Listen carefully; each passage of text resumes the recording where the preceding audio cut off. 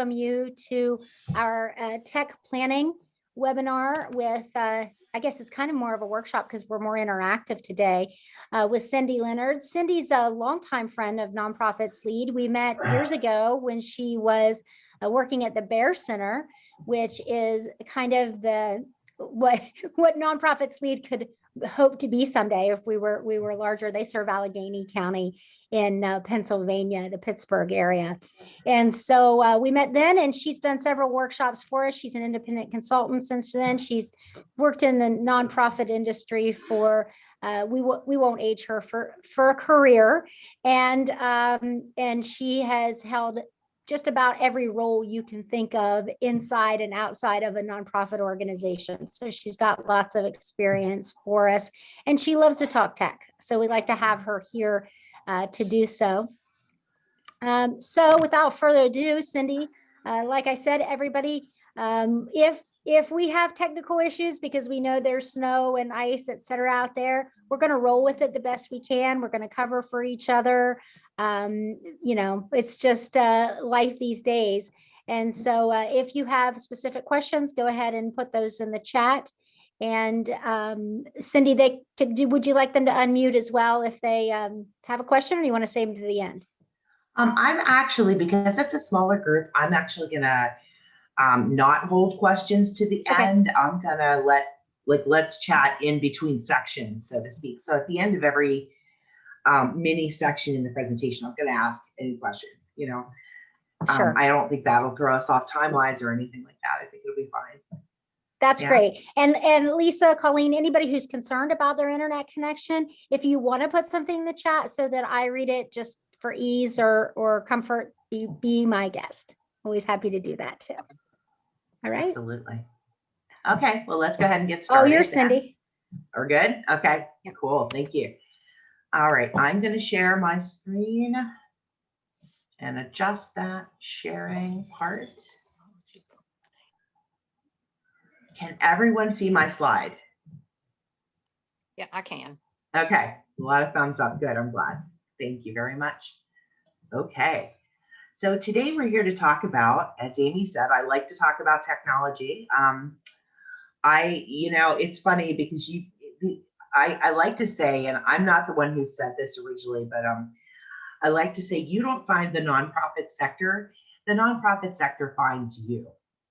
And I think that's very true. When I was in my 20s and going to school for IT, I actually got a bachelor's degree in computer science once upon a time.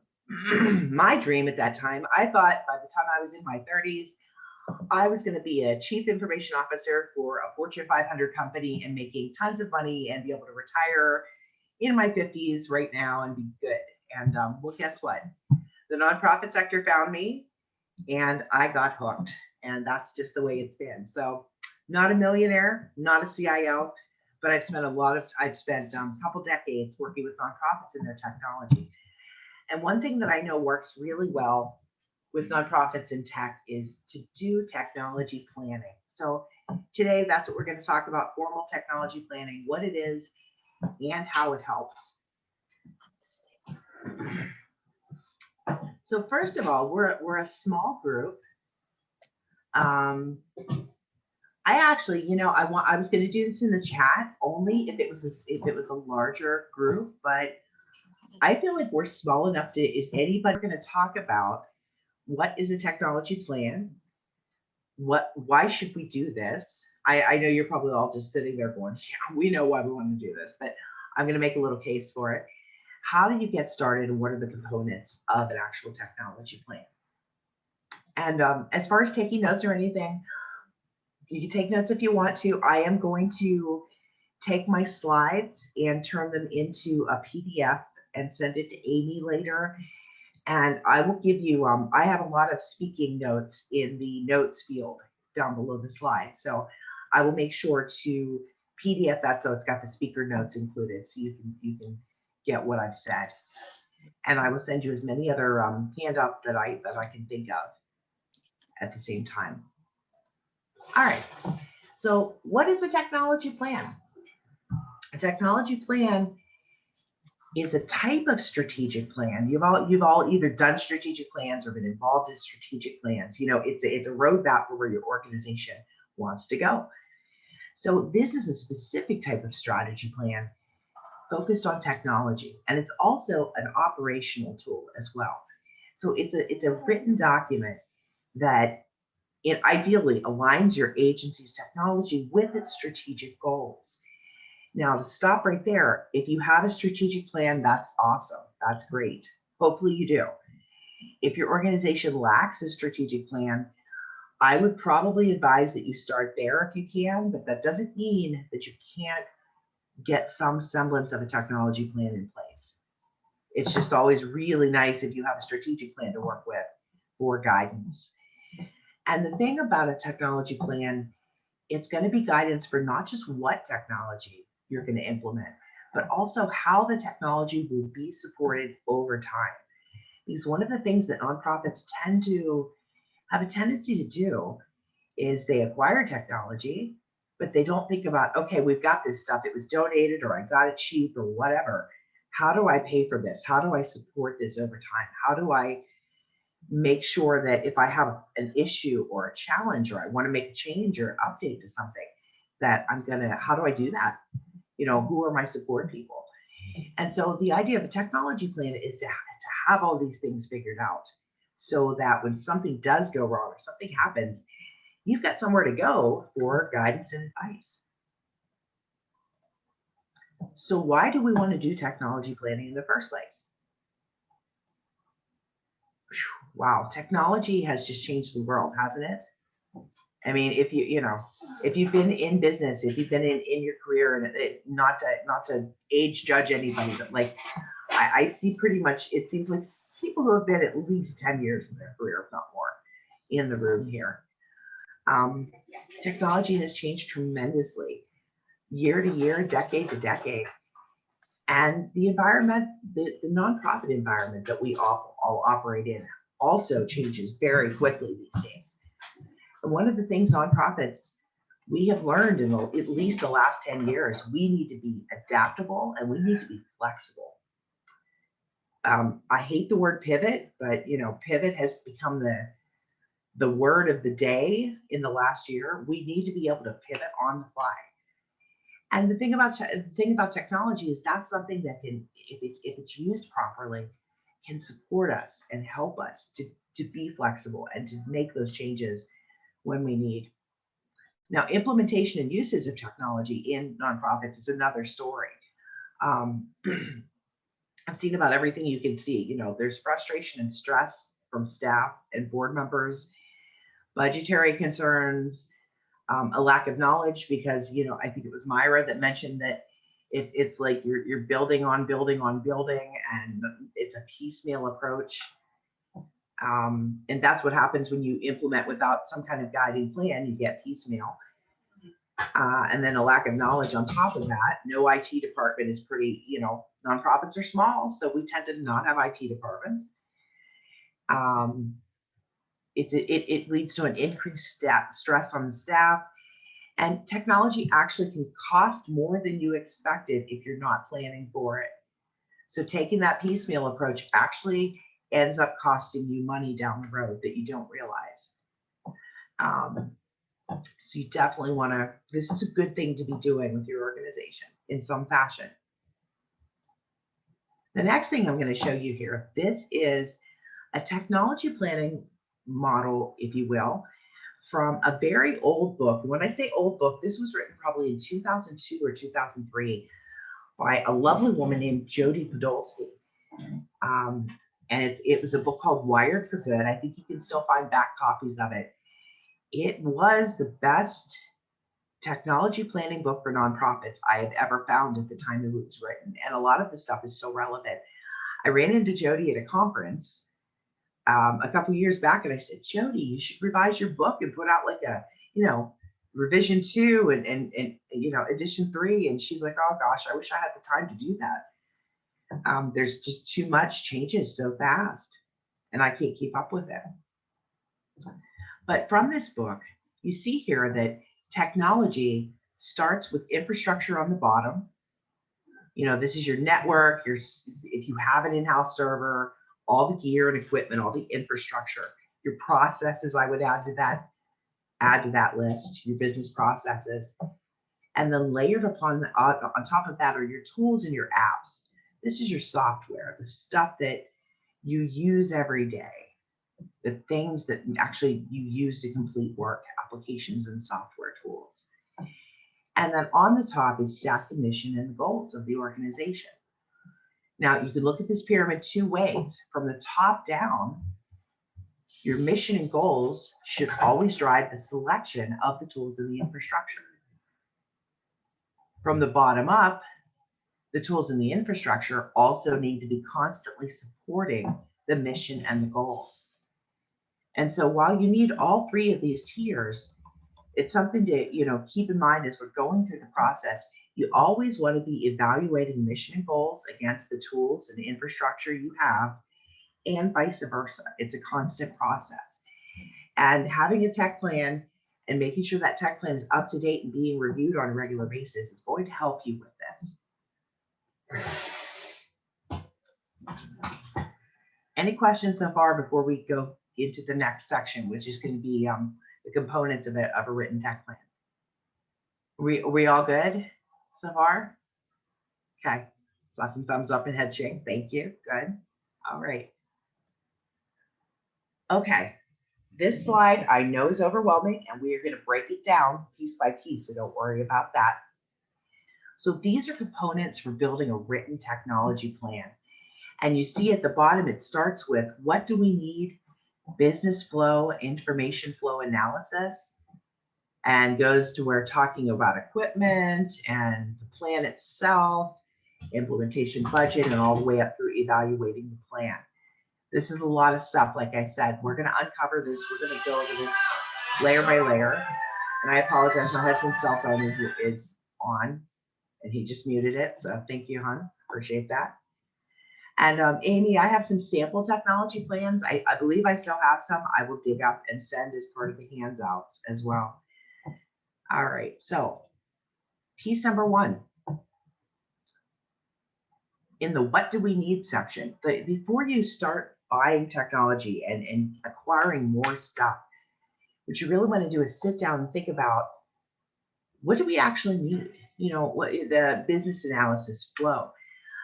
So in this section, what you want to do is think about your major business operational units and your programs, and sit down in your team when you, and I'll talk about getting a team together later on, but build a diagram or make lists. It's okay to get out some flip chart paper or regular paper, whatever makes you happy. I like diagramming by hand, believe it or not, still, as techie as I am. There's something about tactile graphing that just is awesome. And you want to make a list, write down your departments, your programs, and then map out the information flows that go through this. Now, how to actually go through that process, that could be a whole nother class, Amy. Like that's a big deal. And it's good if you can find somebody to help you with this. But for example, let's say you have your development department. You know that you've got this development that donations come in. So you might have donations and an arrow going in. The development department sends money and information to this program. This program makes requests of this information to this program or this person. You want to try to map out as much as possible on paper of the information and how it flows through your organization. Now, when I do this work with clients, I usually start by having them talk to me about their programs. I have them tell me the major components of each one of their programs and how that program interacts with the other programs and the business units like accounting and HR and technology and that kind of thing. There's no right or one way to do this. The map or a set of lists, whatever works for you, as long as the information is captured in a way that is readable later on. You have to be able to look at it and make sense later on. So once you've got a good sense of your organization and what you need, you want to go and look at what you have. I have worked with so many organizations that they had no idea. Oh, we had that piece of software. We had no idea somebody had that bit of software on their computer. We were going to buy that. Or, oh my goodness, we've got 7 printers in the closet that have been sitting in the closet for years. They were donated. We forgot they were there. So when I work through with clients or with organizations on this, I have them do an assessment of what they have. If they have no written inventories, make them do them, which means counting everything you got, any equipment you have, servers, network components. If you don't have a server and your stuff's in the cloud, that still needs to be documented. That, you've got cloud services, either software as a service or infrastructure as a service. So infrastructure as a service, you may have heard that IaaS. That's when you, let's say you purchase cloud storage instead of having a physical on-site server. That might be infrastructure as a service. Software as a service is for example, your subscription to Office 365, or even Netflix is software as a service, something like that. It's a software that you rent, so to speak. You don't actually purchase and own it. But in addition to all that, any security hardware and software you have, any special software or database software you use for your programs, any productivity software, any databases you're using. If you don't have databases and you're tracking everything in Excel, you want to make a note of that as well, because that shows that there's a need. So you want to know what you're using before you can make good decisions about whether or not you actually need to acquire new tech or different technology.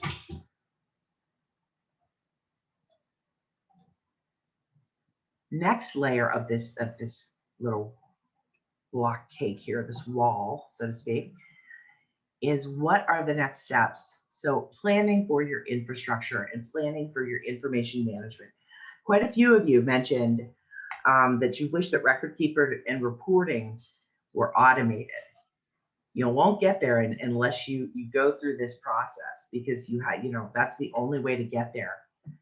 So the best way I find to figure out where the pain points are is to actually interview the people using your technology. And that most of the time involves your staff members, and sometimes a board member, sometimes a volunteer, but mostly you want to talk to the people who use your organization's technology every day. Ask them what they use daily. Ask them what works well for them, what they find challenging or lacking. I always like to ask people about what's your pain point, what makes you crazy, and talk to them about their hardware, their software, their data management, every bit of technology in use at the organization. It's so funny because when I do these kind of projects, it inevitably I will get people that will say things like, man, if I just had a bigger monitor, I would be so happy. Like little things like that, just tiny little things that would make their life better. But they won't come and say it to management because they think it's greedy. I have a monitor, it's good enough for me. Always use open-ended questions. Otherwise, and then you'll get the person that just says yes, yes, yes, or no, no, no. So you want to dig. And if you uncover a pain point, ask for more detail and ask for specific examples. And the other thing is, when I'm doing these kind of questioning of people, asking about their technology use, I'm looking for trends. If one person complains, oh, I hate the database is stupid and I can't make it work, but that's the only one person in the organization that says that about the database, it might just be that person needs to have a little bit of training, or they're being resistant or whatever. But if you have multiple staff that struggle with that same database, you want to take note of that. That's an issue.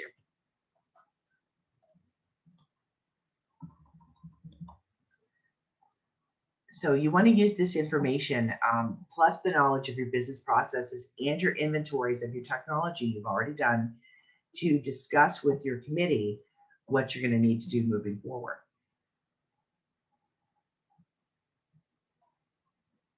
I am in the process of moving.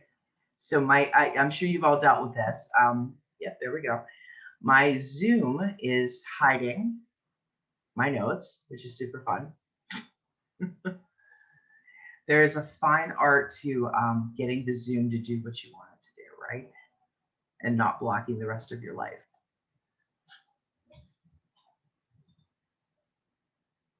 Okay, I think I am okay now. I can actually see what I'm doing. Yay. All right. So we've done all these initial steps. Once you've decided what you need to change or do or purchase, you want to think in advance, figure out how it's going to be supported. Who in the organization is going to be responsible for every element of the technology within the organization? You know, who's going to be, if they're not directly supporting the new server or the new cloud services platform, who's going to be the person that staff call that, you know, say, hey, this isn't working. Can you call the vendor? You know, you want a point person for that. You want a point person for your databases. You want a point person for your website. It could be all the same person. It can be different people. If you're a small organization, a lot of times, like Myra, in you all's case, you know, it's one or the other of you. If there's just two of you, so somebody is going to have to take up that mantle, or you'll have to share it. Cindy, Yeah, you are not screen sharing right now. Oh shoot! I'm so sorry. Okay. I thought you meant to be.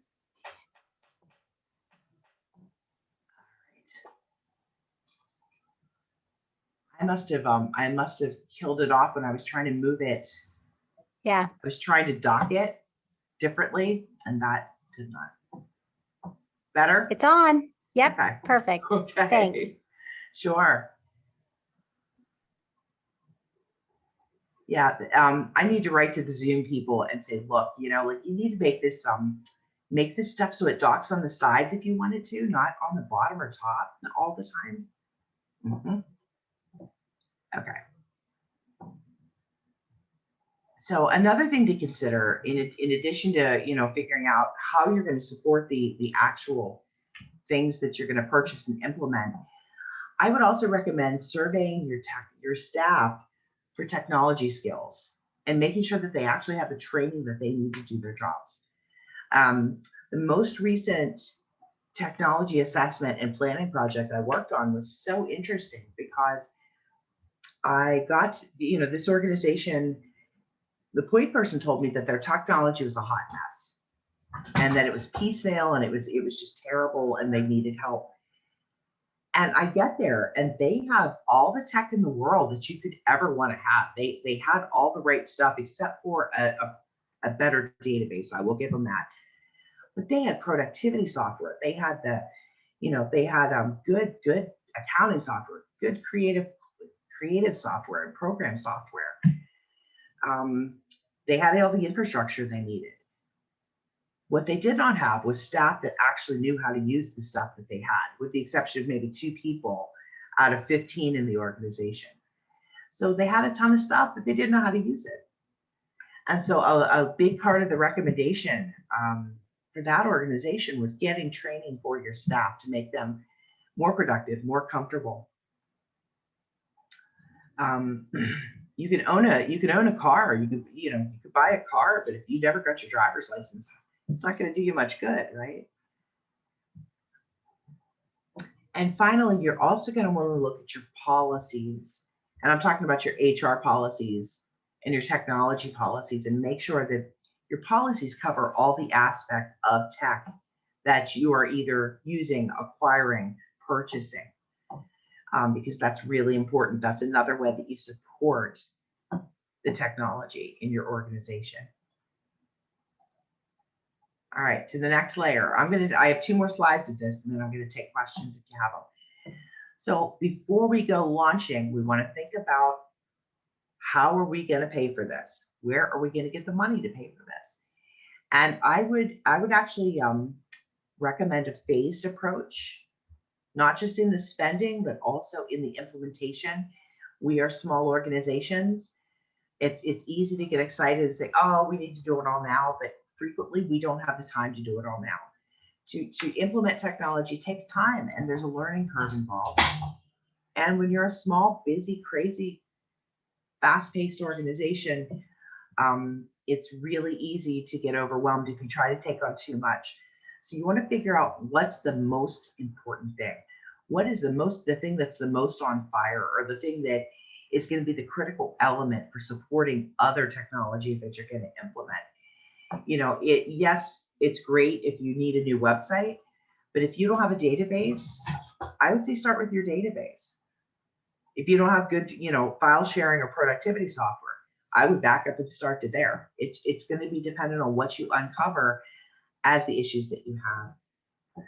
But prioritize your list of projects, pick the most critical and work on those first.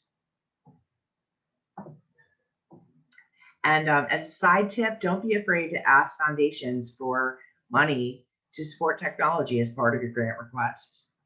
I throw it into every grant request that I've ever written, because I can't, you can't do technology without do your job. You can't do your job without technology.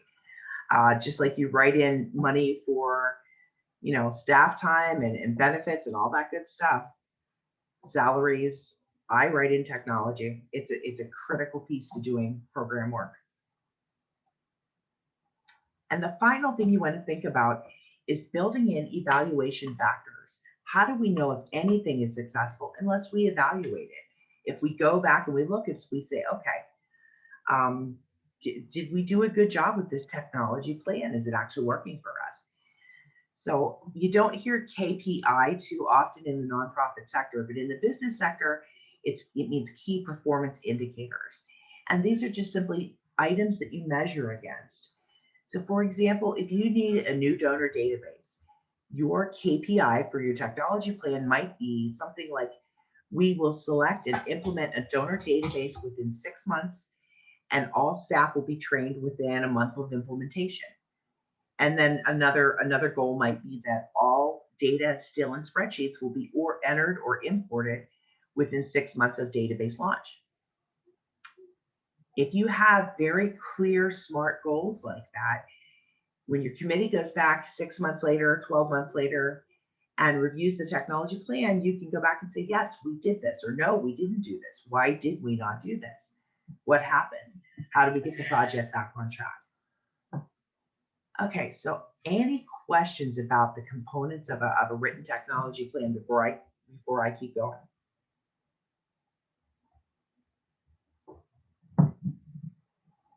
And just unmute yourself and raise your hand or start talking or whatever. Yes, Myra, go ahead. This last bit you just talked about, what is KPI again? KPI is key performance indicator. Indicator, okay. Yeah. And like I said, I hear it in the business world all the time. I don't hear it in the nonprofit sector. We talk about outputs and outcomes. Oh, that's not true. That's not true. Our language is different. I think we tend to call them outputs and outcomes, or goals, objectives, that kind of thing. Don't get hung up on the terminology though. It's a goal. It's a goal that you measure specifically against.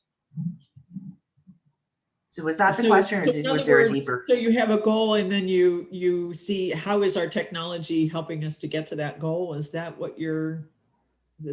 kind of what we're talking about? Because it's seems like all of this is a goal. I'm sorry, all of it is a goal. So I'm a little confused about, like, what do you mean that?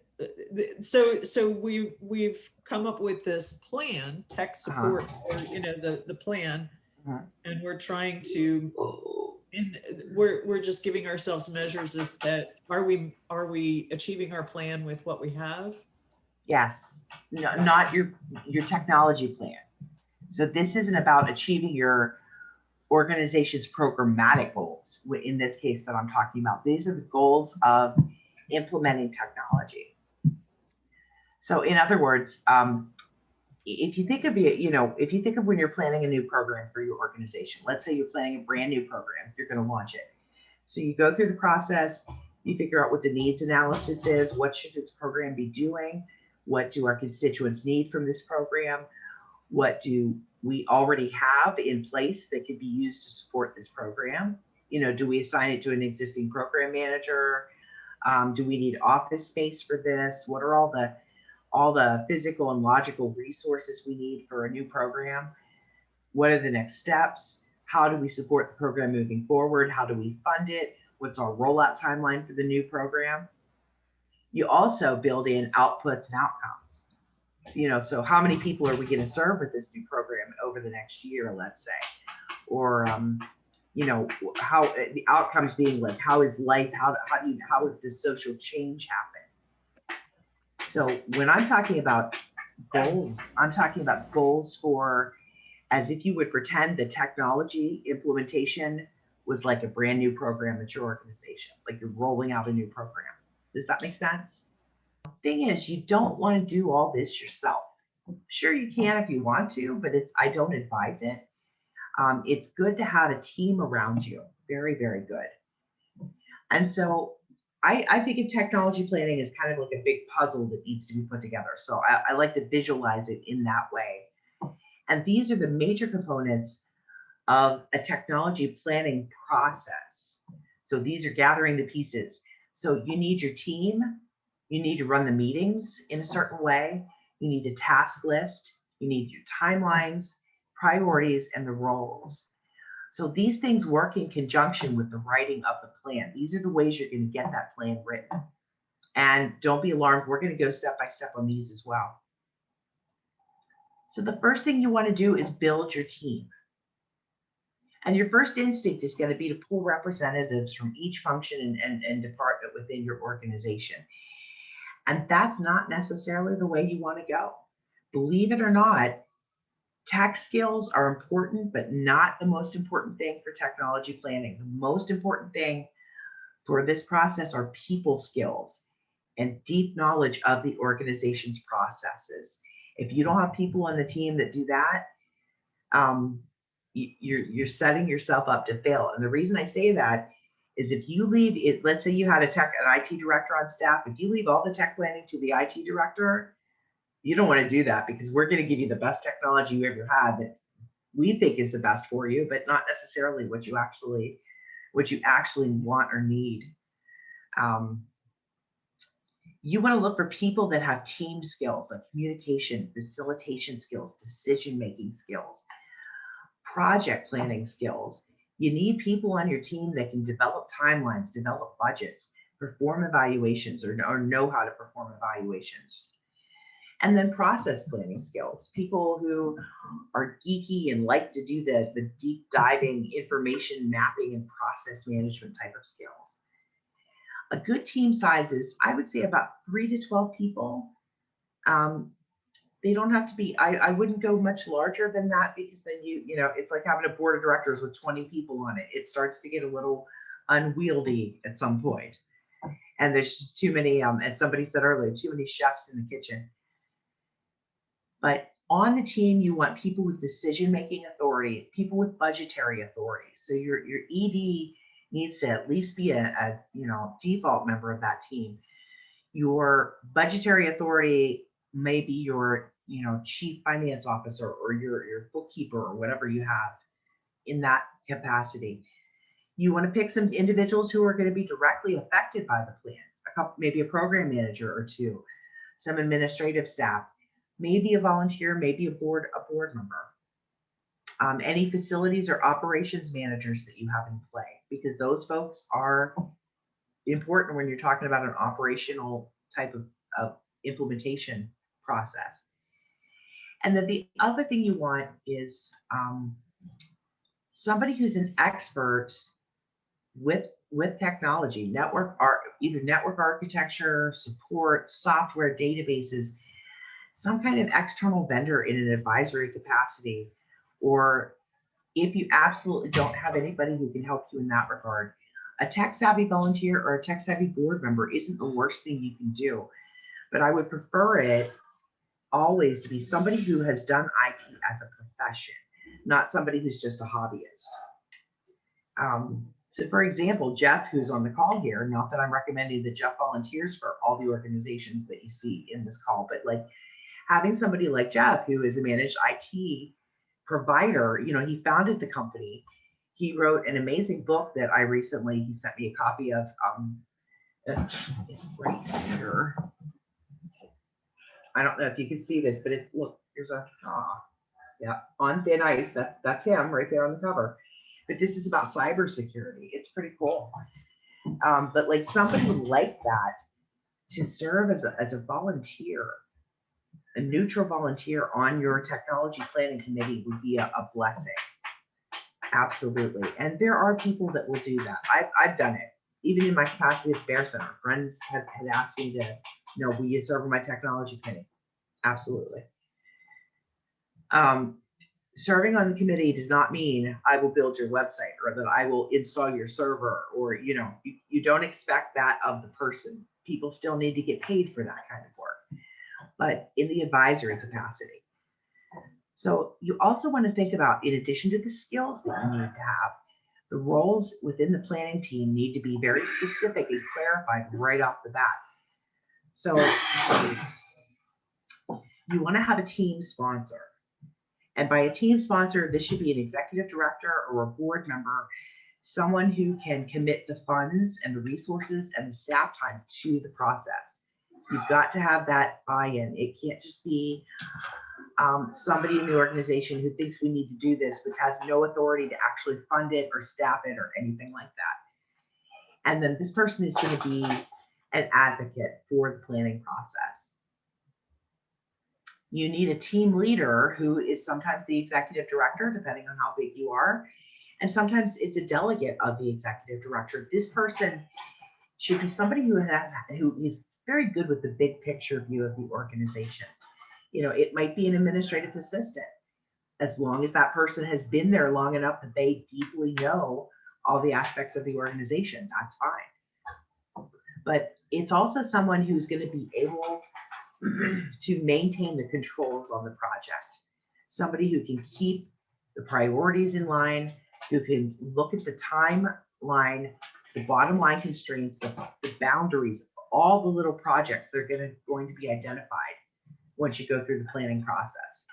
Because that's exactly what's going to happen. You're going to do this planning process, and at the end, you're going to say, okay, we need to look for a new database. We need to find new productivity software. We need better file storage. And these are going to be all little mini projects that people have got to manage, that somebody on that team has got to manage. And that's the team leader's job. Now, I'm not saying the team leader is going to be the one working on it, but somebody has to take that central responsibility to make sure things get done. And they're also going to be responsible to make sure that plan is written in a manner that is clear and concise. And they're going to want to choose an appropriate decision-making style for the process. Maybe it's very formal, maybe it's very informal, maybe we vote, maybe it's consensus only. There's a million ways to make a decision. Key contributors are people like your program managers, your admin staff, your tech staff if you have them, external consultants, your bookkeeper. These are people that you're gonna get the direct inputs. What is the information and work processes that your organization has? They're going to help establish the vision in the plan, and they're going to help you conduct the research and help write the pieces of the plan as well. This is not everybody gives advice and nobody does the actual work. This kind of team is everybody helps, everybody plays their part. You're also going to want to have an administrative person on the team, somebody to do the nitty gritty, coordinate the activities, somebody to schedule those meetings, keep the team together, somebody to take notes, distribute the notes, any other admin tasks needed by the team. Maybe they compile all the written pieces, whatever their role is. And then finally, supporters are people that I consider to be stakeholders but aren't actually on your planning team. So this might be other staff, board members, volunteers, clients, constituents, anybody affected by the technology that you're going to implement. And these people, you want to make sure that you have some people that are available for requests for information, or that will participate in surveys, or maybe some group meetings once in a while as requested. Especially if your technology affects your program participants. it's super important to try to involve people in your technology planning and implementation if possible. I see rollouts all the time. Organizations make changes to things that affect their constituents, but they don't ever ask their constituents, is this going to help you? Would this be good and helpful for you? So for example, Amy, I'm going to pick on you. So you have a particular registration system and the way that you deliver these webinars, right? So, the way that you deliver your training classes. Let's say, and this happened at the Bear Center. It is very frequent when you are attached to a university that the university says, we're going to do it this way, and that's the way it's going to be. So let's say the university decided that we are going to change things up on you, that we are not going to use Zoom for webinars anymore. You have to use this weird, obscure technology that is academic based and nobody's ever heard of. And that everybody who comes to your webinars from now on will have to download and have this special bit of software on their computers. And so instinctively, as a staff person, knowing your program, darn well that will never fly in a million years, that Zoom is, something everybody uses. It's easy. Well, relatively easy. But it's a common bit of software. If nobody asks your constituency, if nobody surveyed your constituency, there would be no feedback. So for you, for example, you're going through, excuse me, you're going through a tech plan. As part of that process, you survey your constituents and you say, would you be open to using blah, blah, blah software, this other piece of software, instead of Zoom? And they all scream, absolutely not, no, blah, you're going to lose participants.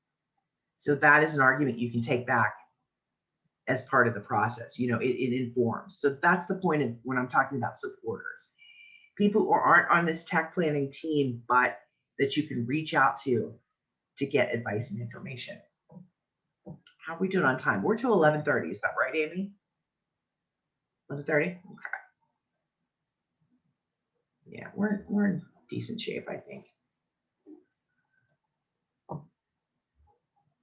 So conducting the actual meetings. Now, when you're having your tech planning team meetings, two things that I see all the time happen that tend to get in the way of good planning and good meetings. So the one I call the gee whiz factor. And the gee whiz factor is somebody sees something new or something cool. They were at another organization and, oh my gosh, you should see this, the smart whiteboards they have and the projectors they have. We need those. We should get those. Or you should see this cool software they're using for their database or their productivity. It's good to know about new technology, but you don't want to let somebody's enthusiasm for some new cool thing to derail the whole meeting and to take the focus off of your team's purpose. And then there's another thing I see, which is, I call it the I know the best solution factor. And that's somebody who has very specific knowledge or very vendor specific knowledge who insists on that is the solution. It keeps the team from being open to all possibilities. And you really, no offense to you, Jeff, you really have to watch if you have an IT professional on your team that's a vendor, because a lot of vendors partner with Microsoft or Adobe or this, and they are the approved partner. You want to make sure that whoever's volunteering in that capacity isn't saying we need to have Office 365 because technically Microsoft is paying them to say you need Office 365. You want to make sure that they're vendor neutral as much as possible. Has anybody ever encountered either one of these factors when talking about technology? Yeah? Somebody want to share a little story? Well, our county has a vendor list and these are who we use and this is what we do. And We can only order ink from certain places. And if we want to, when we bought our computers, we didn't get a choice of them. IT bought them for us on the contracts that they had. So yeah, I know well.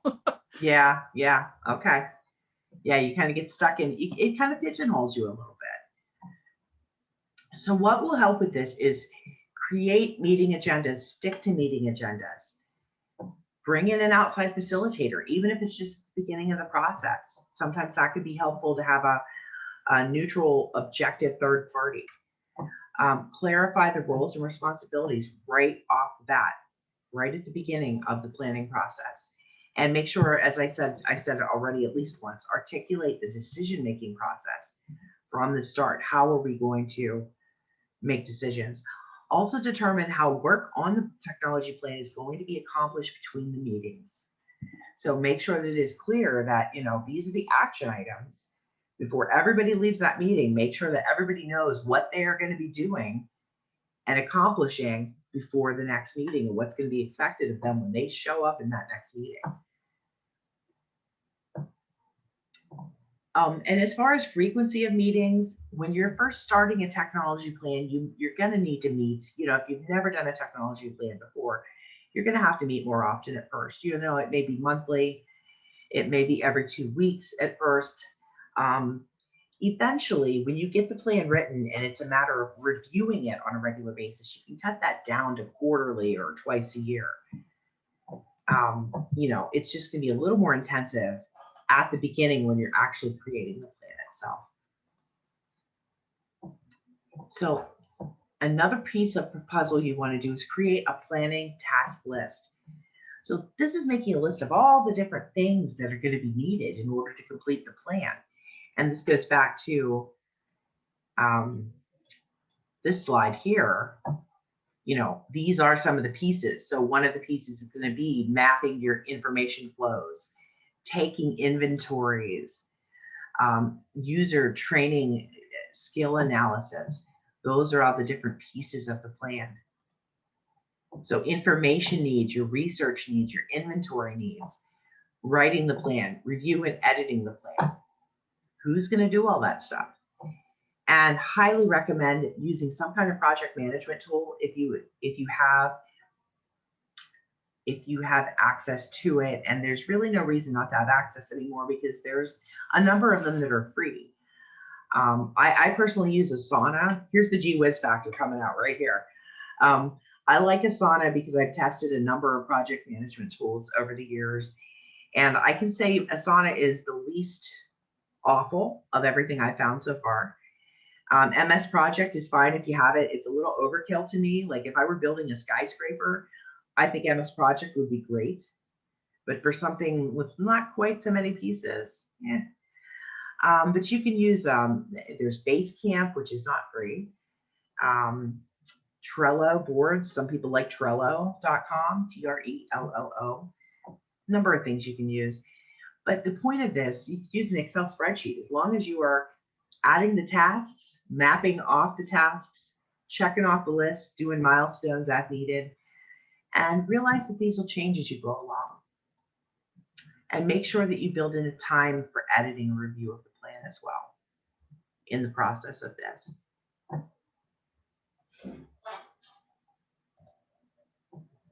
So as far as creating a timeline, and I'm talking about the planning timeline as well as the implementation timeline. So you need a planning timeline. We're going to write this technology plan in this order. So we're going to, this month is going to be devoted to information mapping, or maybe the first 2 months.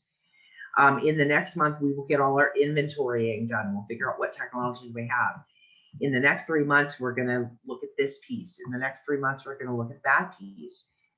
By the end of 6 months or a year, we will be ready to start implementation of all the little projects we've identified in this planning process.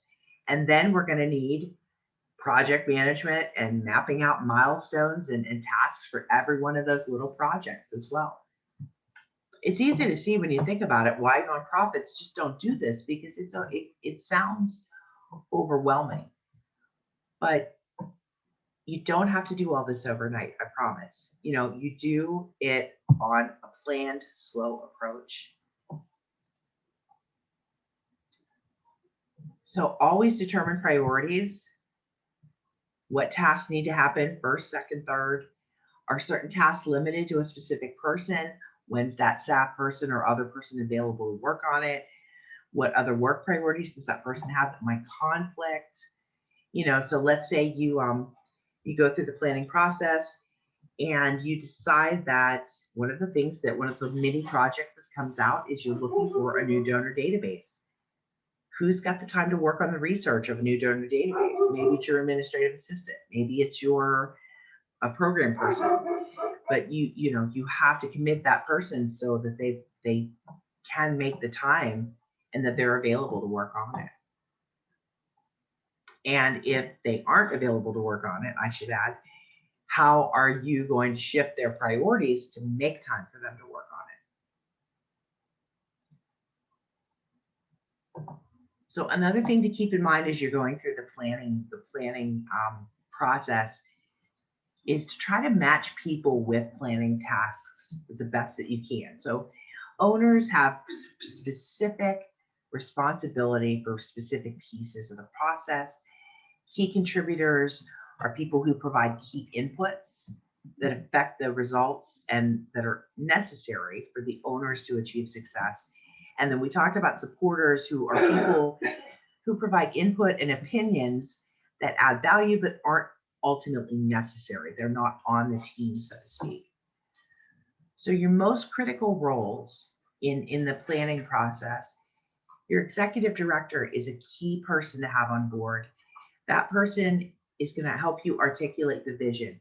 They're the ones that are going to get the support from the board, not just for the planning process, but for all the little projects and implementations that come out of the planning process. You know, they're the ones who can be your advocate. They can allocate the staff resources. They can secure the funding. One of the best approaches to technology funding I ever heard in my life, I was doing a software selection project years ago. And most of the time, when I'm helping organizations choose software or choose some kind of piece of technology, they think in terms of, oh, well, we only have this much money for this. This is all we can afford. And I was working with this one organization in Pittsburgh, and their executive director, I asked him, I said, what's your budget for a new database? And the first time I'd ever heard this come out of anybody's mouth, I was so impressed. He said, you tell me what my budget needs to be and I will find the money. Whew. Wow. So he was approaching that not from the usual scarcity approach, but from a source of, you tell me what we need and I will figure out how to pay for it. I will find that money because this is something that's going to propel the organization forward. I was so impressed, I have to tell you, because it's not something you hear a lot. Your board of directors, you might get one or two of them as planning team members. They can also serve as mentors to staff if they have, capacity to do so.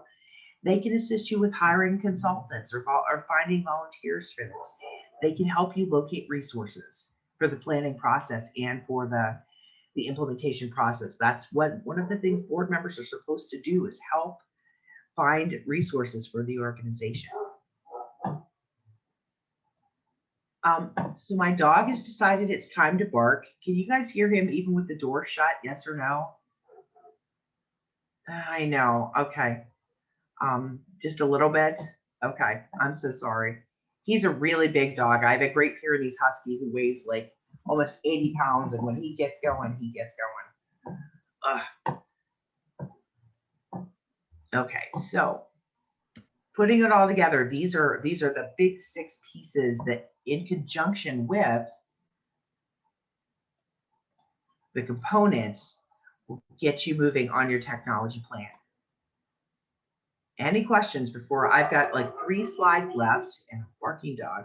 Can you do something with him, please, sweetheart? Like what? Put him outside. Do anything, please.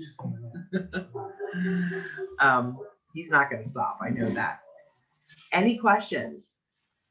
Yes, Myra.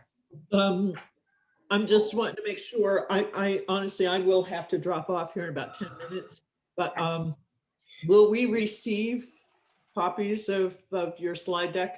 Absolutely. And That'd I be know good. it's a lot to digest. It's a lot to digest at first. Absolutely. You know, and It is. after the fact, I'm happy to talk through like any bits of the process that you might still have questions with. That's not a problem. Yeah, these are great visuals though. So it's really helpful. Thank you. Yeah. I try to break them down because like I said, it's a lot, you know, it's a lot at first to think about.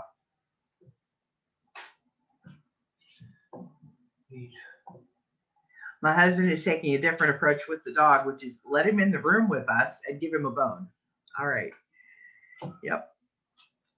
You need all kinds of people on the team, as I mentioned. It takes all kinds of brains to think of the best solutions for things, right? So moving on then, implementation. So you've gone through the plan, you've identified all these little projects that you need to do. That is when you hit an implementation phase. What's next? How do we get this done? So after the planning stage comes the doing stage. Instituting your solutions and or process changes, because I should mention, technology is not always the problem at the organization. I should have said this actually half an hour ago when we were talking about this.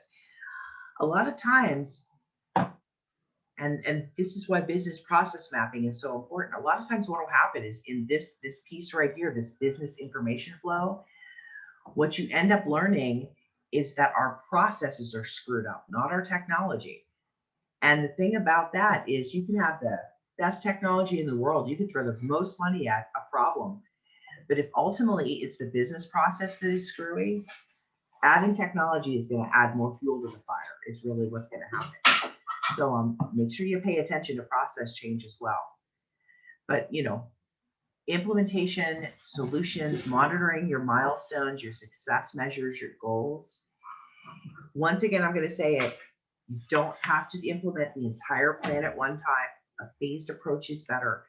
That way you can test the pieces, move through it slowly, less cost at once, less stress to your staff, which is really important. Change is always difficult for people, with very few exceptions. Most people need time to adjust to changes, even if they're good changes, even if it's changes that you wanted. You know, it's still, there's a learning curve and it takes a little time to adjust. So for example, I had a dream, and this is not technology related example. I had a dream for many, many years that I wanted to be a homeowner. I wanted to buy a really big old house and fix it up. Well, 6 years ago, I took the first steps in realizing that dream. I bought a 100-year-old house. And let me tell you, even though it was the dream for the longest time, and I had wanted this for many years, didn't mean I was ready. It didn't mean that it was easy or that I'm not still, you know, having frustrations with it on a regular basis. It happens. So, you know, you want to give people time to adjust.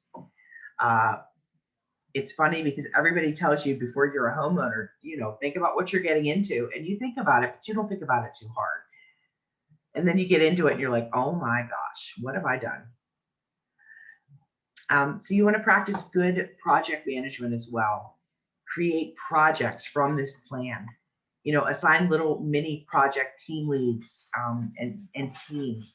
Define implementation tasks. Do everything project management wise that you just did with the overall technology plan, and do it with each individual implementation component. And also decide whether the work should be done internally or externally. You don't have to necessarily do everything in-house. Maybe you have somebody who can build a website for you in-house. Maybe you have to get maybe you need to hire a consultant to do it. Communicate the process of implementation regularly to your staff and your other management. And the best example I've ever seen of this was when I was at Robert Morris University, which the Bear Center is part of. They rolled out Google Suite. They changed this over. We were on some older Novell NetWare email and calendar software for years whenever I got there. And at one point they decided that they were going to switch us all over to Google, Gmail and Google Calendar and all that good stuff. And one of the things that I thought they did really well was about a year before, it was a good year easily before they rolled this out, they sent an email, multiple emails actually to staff saying, hey, next year we're going to be rolling out Google Suite instead of NetWare to students, staff, faculty, the whole bit. Here's what's going to happen. Here's what's going to replace what. Here's the timeline on which we're going to do this. Yes, it's going to take a long time, but we're going to offer all this support and training before we actually roll this stuff out. And they did. They offered, they communicated every month at least about the rollout, how it was going, when the phased approach was going to happen. They rolled it out to staff first, and then faculty, and then students. They offered in-person trainings. They gave us ability to get online training. They gave us all this different support to learn the software in advance of actually having to use it on day one. So we were trained by day one of using it. And then they rolled it out. They sent communication saying, okay, Monday is the first day for, next Monday, a week from now is the first day for Google Suite. So be prepared. And then they continue to communicate and check in with us as we went along. How's it going? Do you need more training? Are you okay? Do you have any questions? So that's what I mean about communicating progress and keeping in touch with the rest of your organization and your team. And one last thing about this, I would say incorporating documentation about all of this. Keep written notes. We did these decisions, these meetings. We did this on this date. It can be very valuable to go back and look and check on have that written documentation of the whole process. So managing change and resistance, just a little bit about this. New technology tends to create a little bit of fear, and change tends to create a little bit of fear. And then resistance can come from the change. We talk about you implement a new database, but if none of your staff will actually use it to input, if they keep using Excel spreadsheets, it doesn't help, right? So for tech planning to be effective, you need to get the buy-in from your staff, your leadership, and this means your board too. This is a very normal thing. People resist change to it. We're humans. We are built for things that are known and for comfort. We're built for that. It's part of our DNA from back in the caveman days. So what you don't want to do is you don't want to ignore it. You want to address this fear. Acknowledge that it's hard to make change. We know this. And resistance can actually help to build a better plan by bringing or identifying issues that are overlooked. Some of my favorite people to bring onto a technology planning team are people who absolutely despise technology, think it's useless, and absolutely don't want anything to do with new technology. And the reason I say that is that they can, I'll tell you what, you want somebody to poke the holes and find the leaks in your tech plan. Those are the folks to do it. You do have to control them to a degree, but still, your naysayers can actually become advocates with enough work and understanding and time.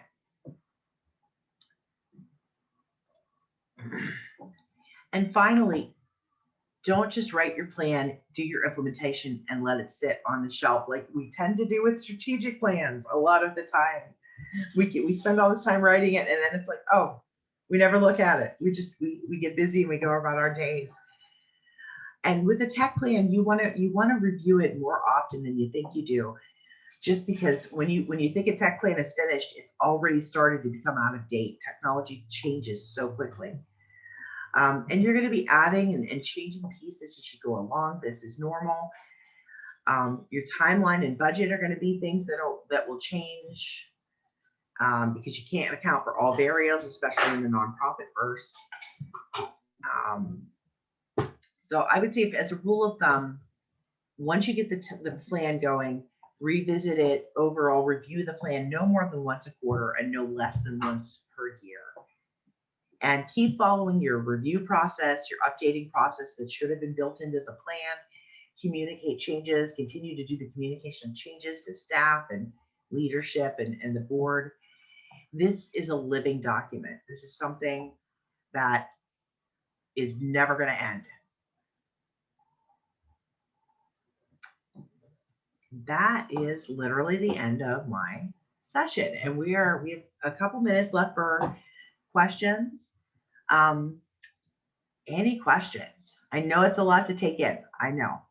Somebody's chatting in a question. Okay, Myra had to take off. Thank you, Myra, for being here. Any questions or any thoughts? What's in your mind now that you've thought about how to go about a tech plan? Is everybody excited to go start this process or think about starting this process at your organization? Would your social media plan, would that be included in there too? You would have a plan for that? It could be. Social media and your website are one of those weird components that it could be considered tech, but it's also marketing. So it's actually something that I would be inclined to have the marketing people do the planning of the actual marketing messaging, to be honest. And then how are you going to support that technology? That's going to be more of the tech end of it. That's a really good question. So I came into this not thinking broadly enough. I was thinking website. And now I am thinking about all of the things like the software that we have for our volunteer software where we enter the hours. There's a component of that we could buy where volunteers can enter their hours themselves. So that's kind of a new, I hadn't even thought about it. But one thing this pandemic did is it kind of opened our eyes to more people have internet or email than we ever thought. When we started asking around and putting together a list, over half of our volunteers had it. No one thought that. So it's kind of interesting. It is. And so another thing I would that's okay. And this is not just getting you to think bigger, but also getting you to think in a way that is not these random bursts of, oh, look what we found. Like you just mentioned, like you saw this, but that this is something that's part of a bigger plan. That is a larger approach, that you're scanning the environment and you're creating this planned approach to technology that these kind of discoveries fit into. Absolutely. So you're in an ideal world, you've got your tech plan in place, you know what you have, you know what you need, you're working on getting what you need. And so say 3 months, 6 months down the road, you discover this new technology that you just mentioned. You take it to the committee and you say, hey, I found this. How does this fit in with what we already have or what we're doing? And can we talk about whether or not it would be a good idea to implement this? So you have some discussion and maybe everybody immediately sees the value, or maybe there's some back and forth. But then you can take and make that a new project, a new implementation that once again gets properly project managed and incorporated into the plan and covered that way. Yeah, this process doesn't mean you can't ever have new stuff. It gives you a way to get that stuff into the organization in a way that is not just randomly purchasing or randomly choosing. Good question, though. Any other questions? So you're saying I want you to even look even bigger picture and come from people. So, that change management piece is going to be really, really key. Even so, for example, even at the Bear Center, like I'll use the example from there. When I started there, and this was like 2005 or 2006, so this was a while ago. And Salesforce and all the really cool donor databases and different databases, cloud-based databases hadn't weren't out there yet. We had one of the first people hired at the Bear Center knew how to make access databases. So he built an access database, which was fine when the Bear Center was like 2 or 3 folks, when it was just a couple people. But the larger it got and the more we needed to be able to access data from the road, like, I'm out driving as a consultant trying to find a phone number for somebody because I'm lost, and the GPS on my phone has decided to die because I'm in the backwoods somewhere, Butler County or something. It became really apparent to a lot of people that we needed some kind of cloud-based database like Salesforce or something like that. But the person, for job security purposes, because this person's job, like I would say 75% of this person's job at that point had become database manipulating and reporting, because none of us could query the database very well or create reports from it. Access just isn't all that friendly. He dug in his heels very hard and used all of his political clout with our executive director to do so. And it kept us in an old piece of technology for much longer than we should have been. And the way we actually ended up getting a new database was RMU had a massive set of layoffs, and we had to eliminate staff. Every department was required to, and his position was cut in the round of layoffs a couple years back. And then my ED came to me, well, you're the tech person. It's time to get a new database. Nobody knows how to query or report on this one. And I said, oh boy, okay. So all of a sudden, so here I am fighting with, how do I get reports out of this Access database, which is not my forte. I'm still not great at it.